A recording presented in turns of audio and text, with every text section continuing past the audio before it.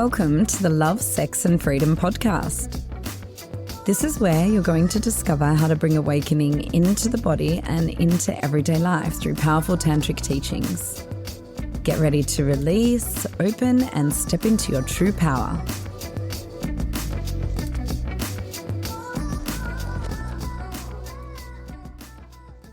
Hi, Raven.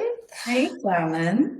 Hi, everyone. Thanks for joining us again for our next live.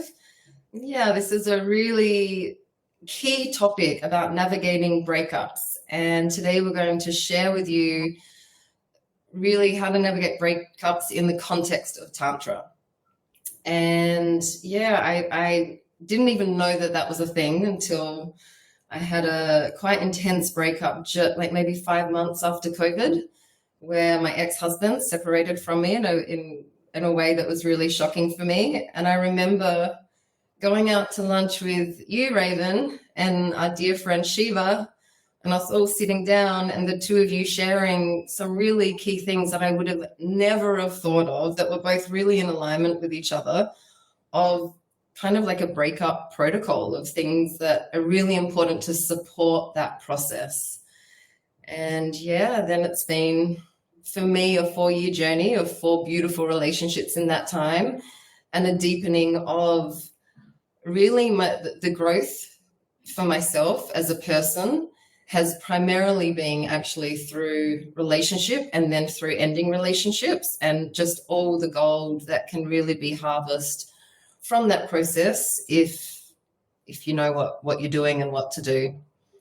So we'll be sharing a bit of that with you today. It's a big topic. There's a lot there, but we'll try and cover as much as we can, answer questions. Feel free to ask any more questions during the live. And yeah, at the end of it, if there's anyone who you feel could really do with support of how to navigate breakups, then please share this with them.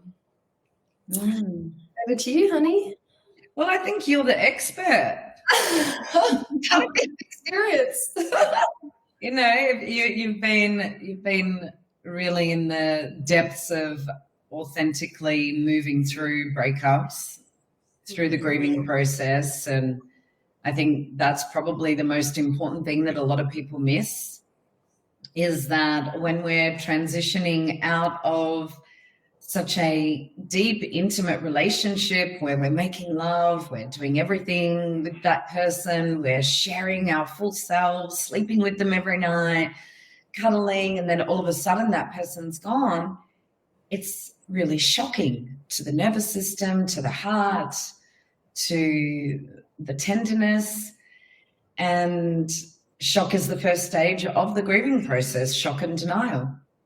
So we have to feel that, you know, we have to really own that, fuck, this is happening.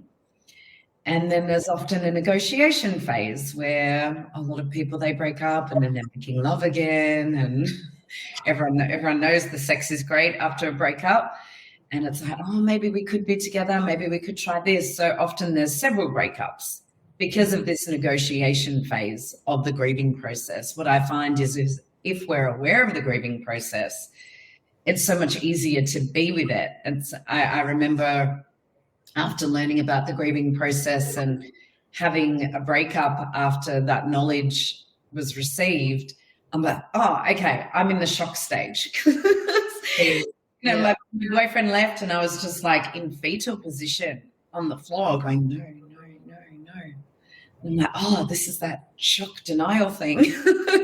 And just really embraced that, allowed that. And then same with the negotiation phase. And I didn't go back. I haven't gone back and made love to an ex other than one particular relationship, which it really just created so much more chaos, because then you get confused. You're not seeing them all the time anymore. Suddenly all the shadows of the relationship are forgotten and you're in this beautiful, blissful state. And then it all comes creeping back in again. So I strongly suggest that once you know that you're incompatible with your partner, once you know you want to move on, that you have at least 30 days of silence. And this really helps, especially with the shock and denial and the negotiation phase of the grieving process, because when there's a lot of contact, you don't actually get to fully feel the shock and the denial and come to a place of like, okay, this is happening, right? And also without that break, it makes it a lot harder not to re-engage in the relational dynamic. So 30 days of silence, I remember I gave you that task and you were very good at it, Tara. And by silence, that means like no communication with your partner, and that includes looking at them on social media. That includes looking at photos. That includes all of that. It's like, disentangling. Yeah, a time to recalibrate and come home back to yourself and to actually go through the grieving process, because so many people don't, the next stage. And, these are the stages that follow in the structure of the grieving process. But I find that sometimes you can go back into stages, or, like the next stage is anger. But sometimes people feel the depression and the sadness before the anger. So, but definitely feeling your anger is really important. Just being like, fuck this, fuck God, fuck you. Like feeling the frustration, the rage, the guilt, the shame, all the things that come up. We tend to go over, this wouldn't have happened if I didn't do this. I could have done this differently. Or, betrayal, disappointments that have happened, and there's anger around that.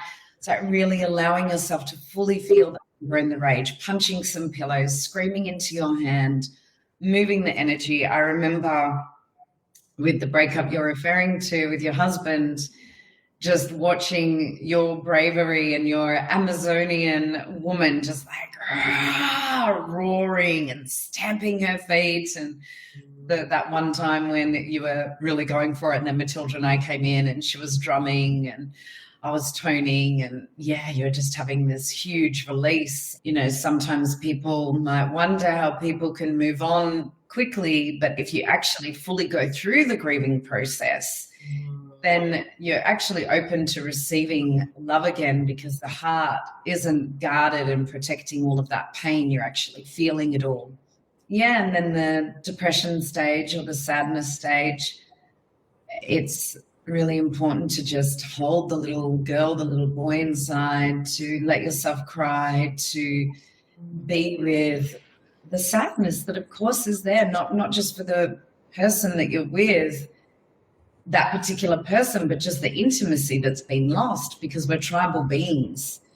And it's already isolating enough that we live in separate houses and not in community, let alone our one person that we were cozying up to and sharing everything with is now gone. So, that's where Shiva and I were talking to you about having that full, rich life and not just outstretching. You can't just depend on your partner anymore, nor should we even in a relationship. That's a good preventative of the feeling of isolation, is to maintain and consciously create a full, rich life with community. But we were really sharing with you how important it is to go out, to experience pleasure. Pleasure is one of the best nervous system regulators. Endorphins through choosing things that are going to really fill you with joy, and get cuddles from us and get cuddles from your brothers and sisters, and feel the feelings that are coming up, but also balancing that with opening into the excitement of this newfound freedom, opening into intimacy with others. And that there is, in particular, a beautiful intimacy that can be felt in the sisterhood when you're with someone, when you're broken up, when you're single. It's like, just remembering in the sister circles and the 8-week online courses we used to do, Tara, and how much women would enjoy just caressing each other and massaging one another and sharing and not having any pressure to have sex, but still enjoying sensuality and intimacy and not feeling the drama of the relationship, but being able to share honestly and being held by our sisters. And it's really beautiful. There's a magic that happens when women come together, do rituals together. So that's really important. And equally as important is to spend that time with yourself and feeling into, what do I really need? where is my pleasure leading, but also like what do I need to bring myself solace to feel this fully. I had a session with a woman yesterday who had gone through a breakup, and since I've had my cuddly pink dragon and feeling so process, and I said to her, how would it feel to have like a nice soft teddy or something that you could cuddle? She's like, that would actually feel amazing. And then I had a message from her this morning saying she had her first full night's sleep since the breakup. Wow. Just having those cuddles and that soothing, and it's about not judging anything that the small child has needs when we're going through a breakup, because the little one inside is feeling scared, is feeling lonely, and it's fair enough. And we all try to be tough, and often there's all this resentment about the ex and stories about the ex, and wanting to process our pain through endlessly talking about it, when actually that can go on for years, decades for some people. And it's so nice, with you.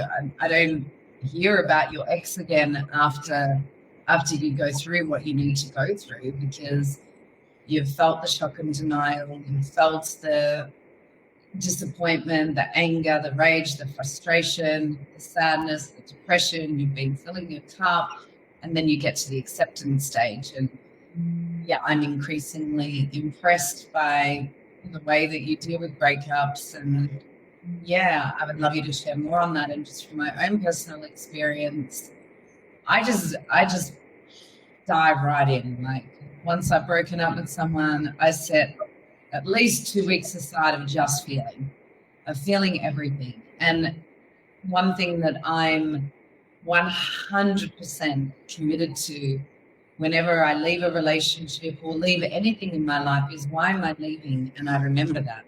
Say, okay, this relationship doesn't work because, and you stay connected to that instead of all of the other stuff that can come into it. And that's part of when we get to the acceptance stage. And the other part is not being resistant to pain, because you are going to feel the pain of that. Like, I dive deep for 2 weeks, but then obviously there's other pain that comes up, and it's like, here it is, and that's okay. And I'm friends with all of my exes except one, and that's because he doesn't want to be friends. And it's beautiful, because the love doesn't have to stop. When no one's made right or wrong in the breakup, it's like, we're incompatible. This is why we can't be together. Can we reach a place of mature acceptance in that? And that's a really beautiful thing. So I'd love to hear more from you. I've got more to say about it, but I feel like part of what has tripped you up that I've supported you with is the continually rehashing over the relationship and the what ifs. So I'd love you to share about that, and how staying in the moment and not rehashing and staying connected to the truth of why you can't be with someone stops you from just going back to avoid the discomfort, and also stops you from just like blaming yourself and head fucking yourself, just being like, okay, lessons learned, and now I can move on and shift and change how I do the next relationship. Sure. So at a practical level, what I think is really important and helped me was very soon after the breakup to write down that list of why the relationship doesn't work. And it doesn't actually matter whether you're the one who left or they're the one who left. Like, you both, in either case, you need to find your no in the situation.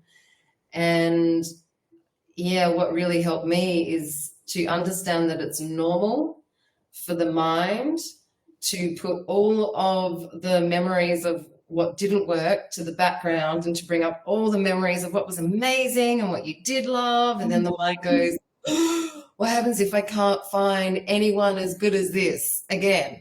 And no matter who I speak to in the breakup process, every single person has that thought. And every single breakup, I've had that thought. But now I know that that's normal, and that that's what the ego and the mind does, because it doesn't want to be alone. And it doesn't want to let go of something that's familiar, even if it's not working. So going back to that list again and again, feeling it in my body was key. What I would suggest is that you put on top of that list the key reason, because I remember now you did that list, and it's great to have a list of all of the reasons. And sometimes when you're in an overwhelmed space and going through the grieving process, just one thing that irrevocably makes it really not consistently safe or joyful or pleasurable or easeful to be with this person.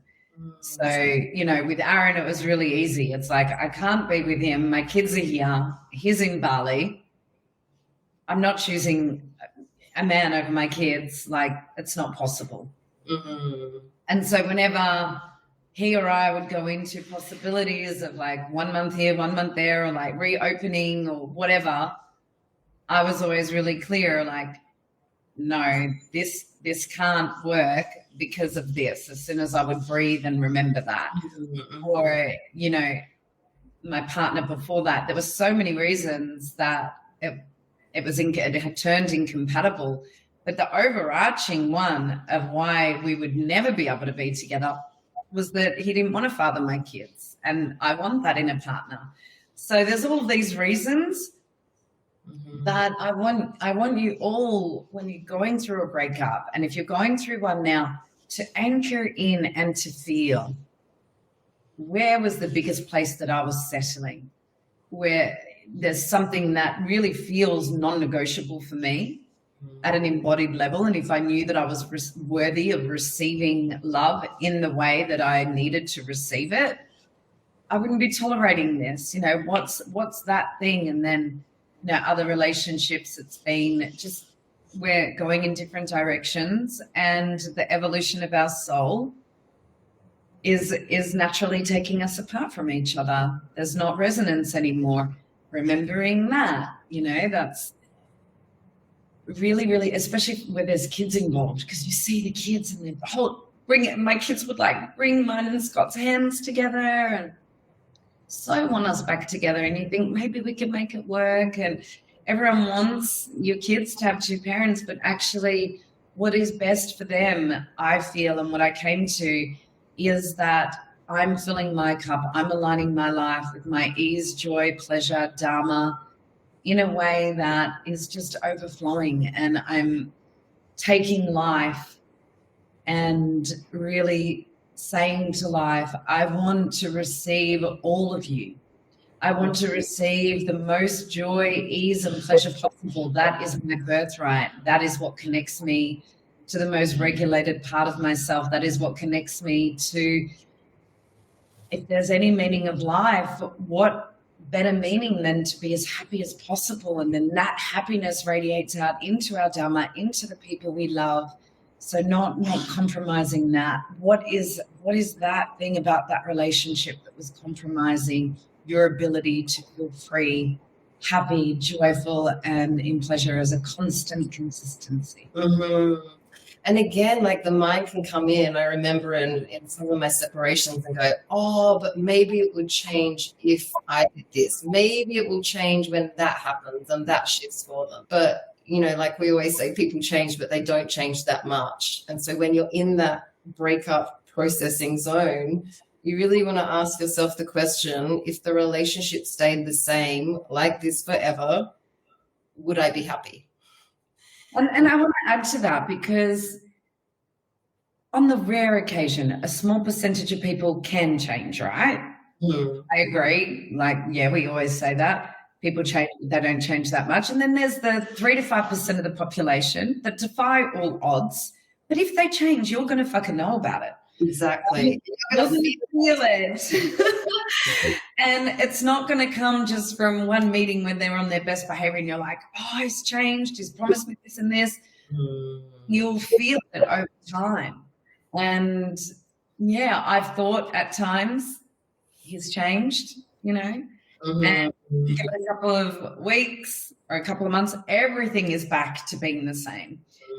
However, the capacity for Matisse, for instance, to change within the relationship is huge, like different man to the man I met. And same with me. And I feel like both of us have changed so much because it's worth it. The relationship is worth it. And we both know how to process in a way that is reflecting on what the other person is saying and capitalizing on their best interests. Like what we need from each other is actually best for us. So I feel like there is a place of compromise possible and change possible after a breakup if you just feel gravitated towards one another. But you need to see the action being followed through. Like, don't start making love again and getting all enmeshed and getting back together until you feel it consistently. Be friends for a while first, see each other, let yourself feel like, okay, this feels right. I can feel a shift. Trust your intuition, trust your body. And I remember one specific breakup where he was saying all the things to me. I'm going to chase that. And my mind's going, oh my God, great, I've got it all. And he's the only person who I did make love with after separating for like 24 hours. But my body still felt contracted. And this is why all that we share on the Academy's page and through the work that we do is going in and trusting the body. And my body knew. My mind was justifying and head fucking myself, saying the things, but my body was just like, it couldn't open to be a yes to the relationship. And, you know, a year or so down the track, looking back, and from what I understand of that relationship, the things that were key for me, especially around having quality time, haven't shifted. And a part of my being knew that wasn't going to shift. So really, really trusting the body in that as well. Yeah, and trusting the decision that was made in a moment of like, we can't do this anymore. And sometimes, you know, if a breakup is in a lot of charge and someone says, I can't do this anymore, and it's like a fight, then I'm not talking about that. I'm talking about from a calm, centered space, there's been a decision like this isn't working. Like staying connected to that, because it's always hard to change. It's always hard to exit something that we're familiar with and enter something that we're unfamiliar with. So again, there has to be that willingness to sit with the discomfort, but also a willingness to explore, okay, wow, now what?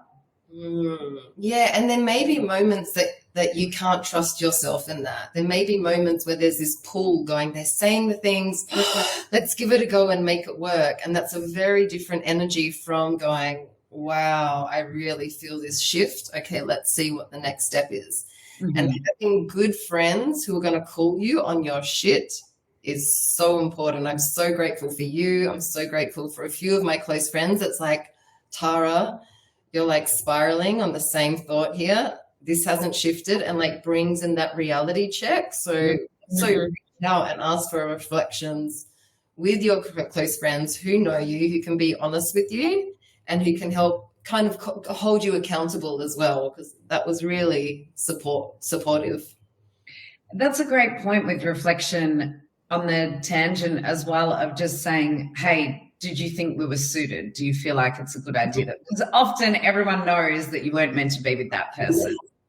Like, you know, after several different breakups, people have said to me, oh, I knew that was eventually going to happen, or it's easier when you're in an objective point of view. But we've got some questions. I just don't want to go too over like we ended up last time. Okay. So your opinion on staying friends after a breakup, how to stop demonizing your ex? So you need to purge all of the resentment and disappointment and betrayal from the relationship and go through the grieving process and actually get to a place of acceptance. Otherwise, you're holding on to so much. And yeah, I think be friends, of course, but after you've come to that acceptance stage and after 30 days of silence. Like the 30 days of silence is gold. Commit to that. And yeah, if you can, not stalking them on social media or looking at photos, preferably for sure, but the 30 days of silence is absolutely key. And I found it's a minimum of 30 days. I often need close to like 45 to 90. And in some of the relationships, I've had to keep admin conversations going around finances, but you just have an agreement that you don't talk about the relationship and then hold those boundaries. And to the demonization thing, God, I did this in my first marriage separation because I hadn't experienced Tantra then, and it was a way for me to not feel guilty about leaving, was to demonize him. And I remember it got to a stage when we were working together of just having to stop that, because it wasn't serving, and it's often an avoidance of pain, feeling pain, to demonize them. And I think after a certain time period, it's like, I think as Shiva was saying, it's like it's good to talk about it with your friends in a 30-day window, and share what's on your heart. But actually, it comes to a point where you just need to consciously stop talking about your ex, because it gets boring and tiring for your friends, and it actually isn't serving you, because it's just activating the mind. So that's the other suggestion. Yeah. And, you were saying before that it can be such a head fuck to think of all the good memories and convince yourself. Some people demonize so that they're blocking out the good memories. True. Yeah. So it just needs to be a balance. Like, part of what I do as a closing ritual when I separate from someone is, preferably with them if they will, is to express gratitude for all of the beauty of the relationship, which also helps you to stop demonizing. Like, there's always incredible lessons, incredible moments. So can you either sit with that person or on your own and just thank you for opening me to music and sound. Thank you for making love to me so beautifully. Thank you for holding me through so many vulnerable moments. Thank you for introducing me to Kundalini, like everything that you're grateful for. And that's very different to going, you did this, you did this, you did that, which is where most people are at.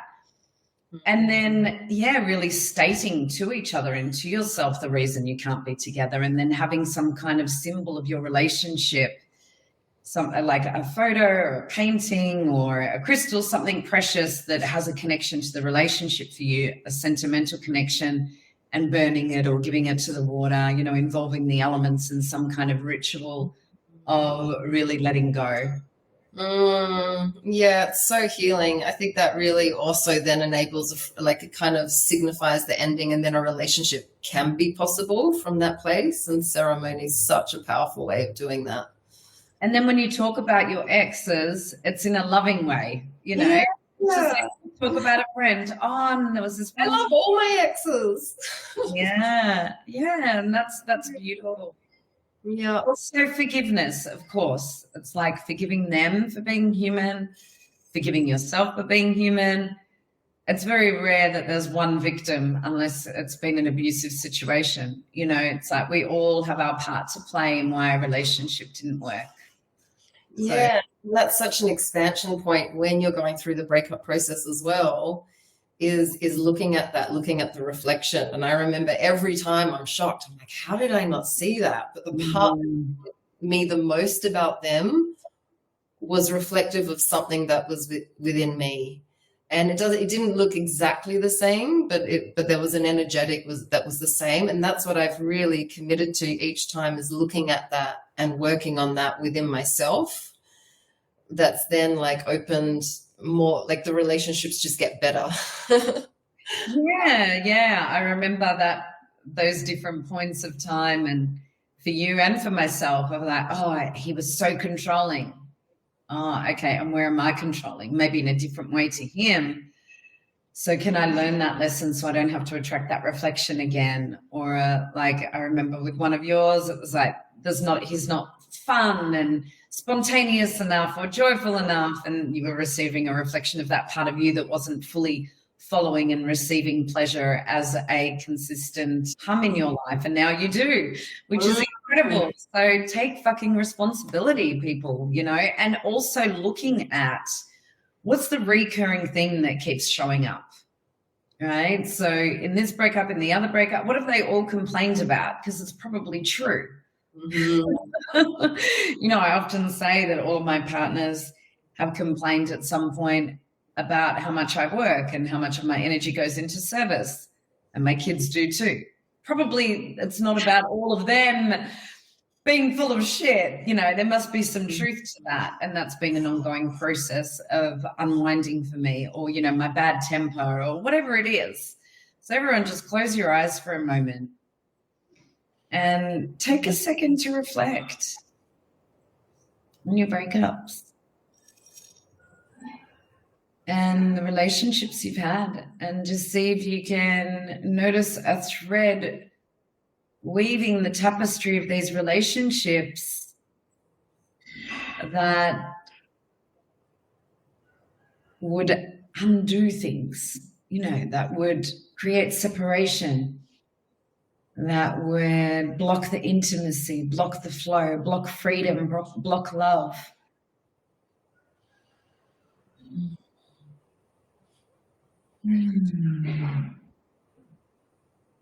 And can you choose to work on that? You choose to work on that piece. We can open our eyes and, relationships, whether it's a breakup or during the relationship, the best part about relationships is that they are such a gateway into embodied awakening, into evolution, because we have this direct reflection of our unconscious. We have this love as medicine to our soul. We're getting so close to someone. So we get to see our shadows, we get to see our light, and whatever's happening around the breakup, whatever's happening in the relationship is always asking us to see more clearly, to get to know ourselves, to feel more deeply. Absolutely. And like that joy piece that you mentioned, I was trying to get that for years. And after that breakup, seeing it and really intentionally putting energy into it, it completely changed my life. And after that, the most recent breakup was really around so in his head, so in his mind. And then that was actually the last two. And that's what I've been working with. And it's been like committing to that and going, yeah, I'm going to own that in myself and really look at that has been a paradigm shift for me. Getting the trusting my body. And so it's like they become your greatest teacher as well. And then gratitude for that, instead of demonizing them and taking it personally. It's like, great, we're reflecting to them, they're reflecting to us. Whether they do that and benefit from the relationship and the separation process or not has nothing to do with you. Take that jewel for yourself. Yeah, absolutely. Yeah. So then we have a question. Someone who was in a relationship with a narcissist, they have a child together and they have to stay in contact, but it's causing a lot of trauma. How to deal with that? Well, I mean, it's like, how do you deal with any trauma?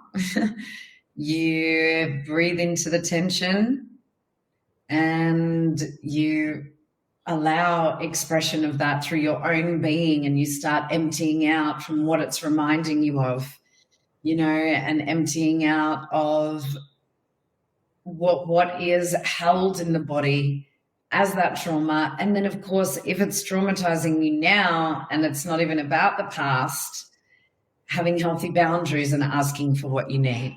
It's like, yeah, you have kids, so you have to talk, but maybe it's going, I have a boundary. We only talk about the kids, and depending on what the trauma is, like this is a big question that might require the person who's asking to have like a one-on-one session with someone. But yeah, just feeling everything fully, allowing it to move through the body, and then asking, what am I needing here and what boundaries do I need to set? So look at what you said, Tara, of, only discussing finances and logistics and not talking about the relationship, only talking about the kids and not talking about the relationship, and setting a boundary and just not responding if they do, or talking about anything outside of the kids. Yeah, absolutely. And then someone's asking, so a close friend and I were intimate. I was then friend zoned, but he still wants to meet twice a week as friends. I want more. I'm scared to lose him. Yeah, so sometimes it's tempting to settle for less than what we're truly desiring, but it's never a good idea because it closes off the opportunity to have what we really desire. So if that's not what you're wanting, say no, because being in the gray zone sucks. It's like, oh, I'm seeing you as a friend, but I'm in love with you. We're not together. but then we make love sometimes, and that's not safe for the feminine. It's not consistently joyful and pleasurable for the feminine. You know, a lot of spiritual traditions and modalities of therapy, they focus so much on transcending pain or going into trauma all the time and feeling pain all the time. And I think that it really requires a balance of, yes, feeling the trauma, going into the tightness, going into the tricky spots, and moving the energy with breath, sounds, and movement, and, you know, really being there for yourself in that, tuning into what you need and what your boundaries are. And then on the other side of it, it's actually, what if joy is the closest thing to God and pleasure? What if when we feel good and those endorphins are releasing, that's when we're closest to our essential nature, because we're hardwired for bliss. And part of another reason why I love Tantra, amongst the hundreds of reasons, is because it gave me permission after such a strict kind of spiritual path to go, actually, you know, having a wine at the beach with my friends and cuddling up and feeling all the pleasure of that is spiritual. You know, it's a ritual that connects me to spirit, because if you split up the word spiritual, it's spirit and ritual, right? Ritual that connects you to spirit. Why does it connect me to spirit? Because I'm feeling alive. I'm feeling in my body. I'm feeling love. I'm feeling free. That's the vibrational frequency. And yes, you know, meditation is beautiful, and practices that require a lot of discipline and focus. And also, I feel like following my joy and pleasure is definitely the practice that has aligned me most closely to who I really am and spirit. And it's so funny. It's like, since I've been following my pleasure and my bliss and my joy, my kids are happier than they've ever been. I'm earning more money than ever. My clients are receiving more than ever. But when I first got introduced to the concept, I thought, oh, so I'm going to turn into a selfish fucker, you know? Like, why should I just get to follow my joy? But yeah, joy is a spiritual path, is a good one. Yeah, and I'm so glad you spoke into that, because a lot of that, like tolerating or staying in the gray zone, is because our nervous system doesn't actually know what it feels like to be met with consistent love the way that we desire it. And so something that was a game changer that I remember being in a taxi, in the back of my taxi in Bali after a breakup, and you shared this with me, it was like, is actually feeling in your body, just like when you're feeling pain and you're moving that and you're expressing, giving equal attention and time and energy to feeling and receiving in your body. What would it feel like if I was met with someone who can meet me the way that I love to love, in relationship where there's ease and ability, and there's a friendship and there's sexiness? And it doesn't mean that the relationship isn't perfect. It just means that there's a natural flow to keep moving through the challenges and through the expansions together. The daily practice now. I do it with relationship, I do it with money, I do it with business, and it's changing my friggin' life. So we also need to expand our nervous system's capacity to feel and receive joy, bliss, love, the way that we desire it. Yeah, and not settle for crumbs. It's like, yeah, you can be lovers with someone, or you can be very clear with the universe of what you're a no to. And yeah, I love what you shared, and have a felt sense of what you're a yes to. Okay. And the universe doesn't respond to requests. It's like, here now, start aligning with that frequency. I'm with someone who's fully choosing me.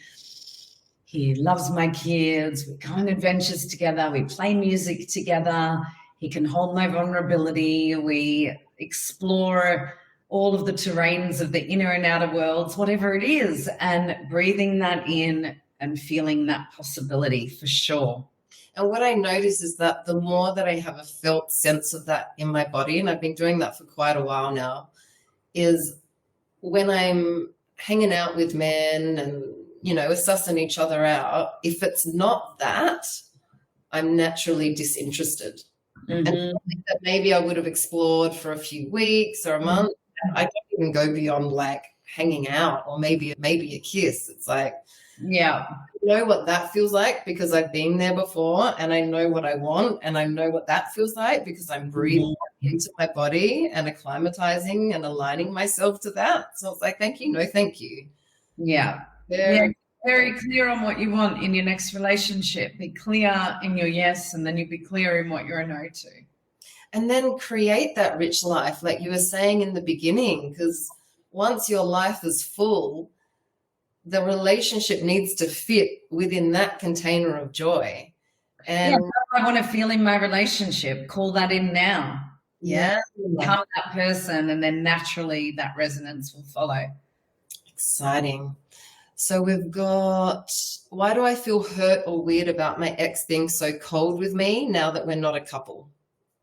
Because it's normal. Who wants to feel that someone's cold when you've shared such deep intimacy? It's fair enough. Yeah. And it's also just confirming maybe why the relationship wasn't for you.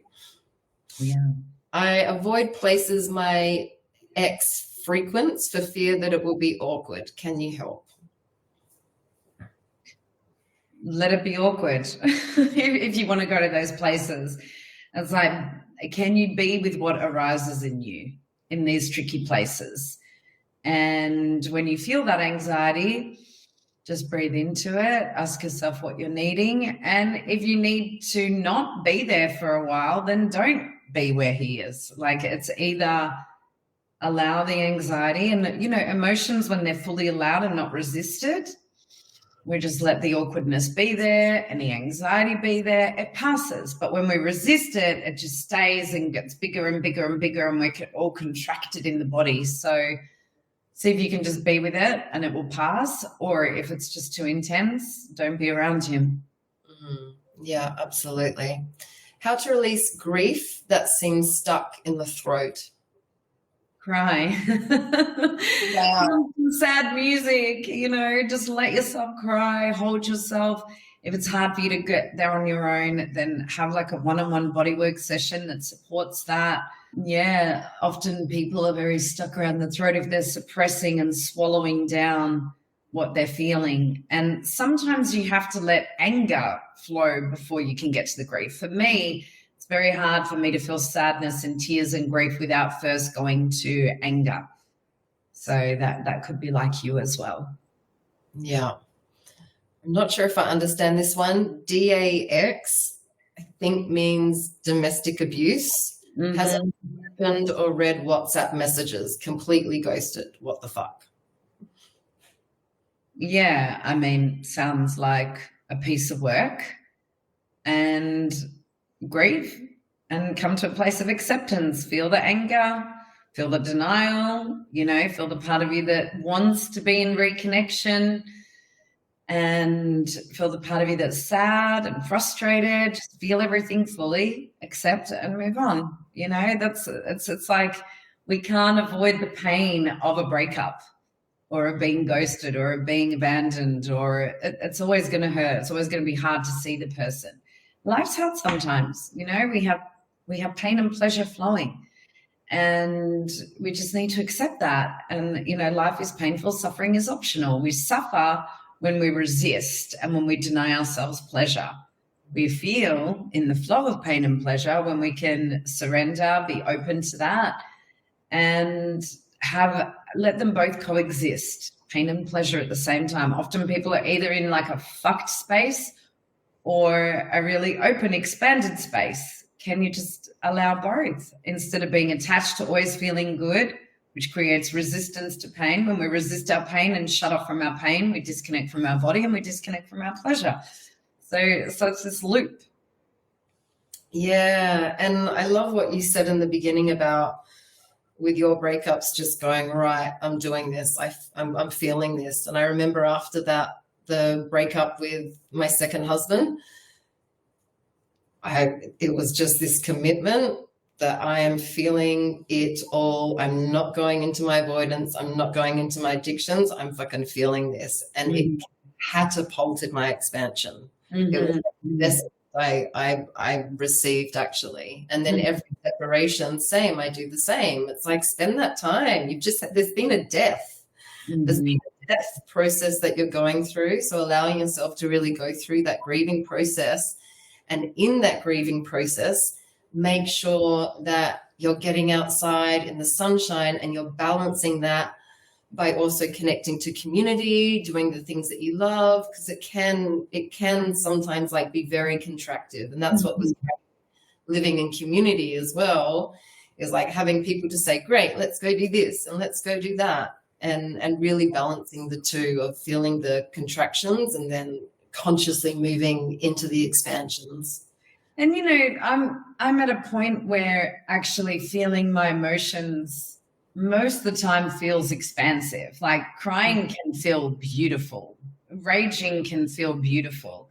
So yes, you know, sometimes there's contraction and we're breathing into that and it's like tricky and hard, but also when we're breathing and we're trusting the impulses of our body and we're letting everything flow freely, it can feel really beautiful. I love to process in nature, especially, and just feel the earth holding me, or like going to the ocean, scream underwater, splash around a lot. So there is a point where feeling our pain can actually be ecstatic, right? And all of this is an embodiment journey. And, you know, actually living in the body means that the contraction and expansion, we're aware of that. And, you know, something that really changed my life was finally actually feeling the joy that was here. Like, instead of trying to evolve all the time and going for goals and achieving and, you know, living like this, it's like, okay, so what's here now? Oh, I feel so good. I can see the ocean in front of me. I've got this beautiful beloved, my amazing kids, this nice, beautiful wool against my skin. You know, I'm going on a romantic surprise with my partner that he's planned for me. Wow, that feels really good. But if we're not actually taking time in the body, good shit's happening, we're not going to be able to receive that. So it's like, it's not enough to just go, oh, there's pain, there's pleasure, whatever. It's like feeling deeply the pleasure and pain actually is an ecstatic experience that takes us into blissful states. And, you know, I've seen you so many times, especially in our sessions where you're processing your pain and you end up singing and opening to the universe and your beautiful voice. And I'm like crying and watching you and feeling you. So feeling our pain is a journey that breaks us open to even more love as a potential. Yeah. And I feel like when something big comes up, it's good to really create the space to feel those deeper processes that need to happen. Mm-hmm. It's also these micro moments, you know, and especially when you're going through the breakup process, you can be at a dinner party, you can be hanging out with friends, and something might come up that just like gets you. Or you hear something where they were or who they're with, and you're like, just his name. And, you know, if you're around friends, then you can feel that around them. But also if you need to, you know, I remember many times just going to the bathroom and just letting myself cry and holding myself and really creating that safety for yourself in those moments to feel what's there as it comes up. And it doesn't have to be friends. Everyone's been through a breakup. Everyone knows how much it sucks. It's like, you know, can you be in that place and, yeah, go to the bathroom and express and release, but also open vulnerably and just be like, I'm missing him so much right now. Can you just hold me? Mm-hmm. Right? And have people crying in your friend's arms or on their lap. Mm-hmm. We've definitely done that with each other lots of times. Yeah, and it creates such depth of intimacy and connection when we do that. And actually, you know, a big part of the healing process for me is also being the connection with my friends in that process and afterwards of having relationship with friends and deepening the intimacy of that. And actually I learned so much about relationships with a beloved when I'm getting to experience that with a depth of intimacy with my friends as well. So you don't have to be like wait to your next relationship to practice the things that are important for your expansion in relationship, because mostly it applies to our other platonic relationships as well. Yeah, expanding the notion of relationship beyond the beloved relationship and recognizing that we're in relationship with friends, with people, with nature, with an instrument. It's like actually feeling all the different relational levels and expanding beyond the relationship cave into the full spectrum of the human experience and receiving the love, joy, and pleasure that's available to us through. When you said that to me, I'm like, huh? That's going to be my reality. That's pretty out there. And now I'm like, I get it. Right. And just love. There's so many ways that we can receive love as well. When we're doing that, it's like relationship just is this beautiful part of that, and this beautiful add-on to this already full life that we're receiving love. And what you said before is so beautiful about feeling that moment to moment, and where attention goes, energy flows. So where are you giving attention to the beauty right now in your life as you're sitting here watching this or watching a replay? Like moment, look around your room. I've got like my gorgeous girlfriend sitting here working next to me. I got new pot plants in my room which are gorgeous. This amazing view, about to go eat a yummy breakfast, and just bringing in gratitude for all that's amazing in your life outside of the relationship. And, all of this requires a deeper pulse of actually noticing the vibration of the breath and how it connects you to your body, and actually having an intention to connect with this body. Because, I used to have an amazing life pre-Tantra and being like Fiji in an amazing 5-star resort on the beach, or so many memories of beauty that it was all just kind of passing me by. I wasn't actually feeling it. So I could be looking and going, oh, wow, how great my life is. I'm in Fiji, I'm with my husband, my kids are over there, the ocean's here.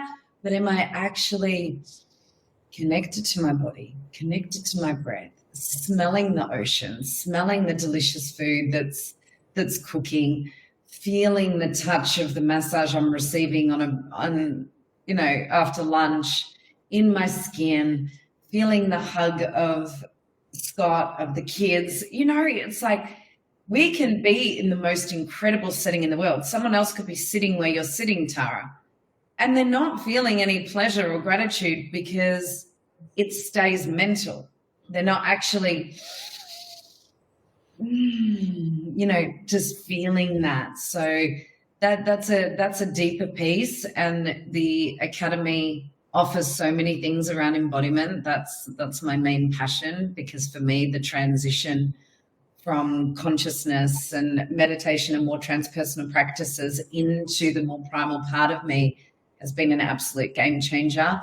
We are holding a masterclass, Queen's Portal, and it's really going to be a deep journey into connecting to pleasure and pleasure mapping, really, and understanding how to fully open yourself. Because, you can learn all of this and what we're saying here, but at a cellular level, your nervous system needs to start opening to pleasure. And also you need to understand certain things about pleasure. So many people just think of sexuality when they hear the word pleasure, right? And that's important, and we'll be going deeper into that, and the erogenous zones and pleasure mapping and what actually feels good for a woman. But also it's just being aware that the pleasure that you receive from being transported with a beautiful book, or swimming in the ocean, or melting into a jacuzzi, or immersing in a delicious meal, or, going for a bike ride through the forest, that pleasure is so beautiful. It's so beautiful when we can receive it. So during Queen's Portal, we're actually going to do a lot of embodiment practices to open the body to that possibility, to receive the codes for actually opening our base chakra to pleasure, to joy, as something that can be the new consistency. Amazing. Yes, so we're running that 17th to 19th of June. So just pop Queen in the comments and we'll send you a link to that. At the moment, there's a special that if you buy Queen's Portal, you get Sex, Money, Power short course as a bonus gift. Do we have any other questions, Tara? No, that's it. Great. I'm very hungry. I'm too. I wish we could eat together. We're going to be together soon. Oh, the Queen's Portal. I can't wait. Thank you, everyone, for your questions. They were brilliant. Thank you, Raven, for all of your amazing wisdom. Thank you too. It's so fun having these chats together. I hope it's supporting everyone. And, you know, if there's a topic that you'd love us to speak into, drop that in the comments as well. Like, Tara and I love philosophizing, love sharing, love supporting. So, yeah, we want to be there for you in any way possible because it's fun for us as well to be in that joyful service. Thanks for listening to the Love, Sex and Freedom podcast. For more great free resources, in-person and online workshops, and our retreats, find us on Instagram and Facebook at Embodied Awakening Academy or visit embodiedawakeningacademy.com.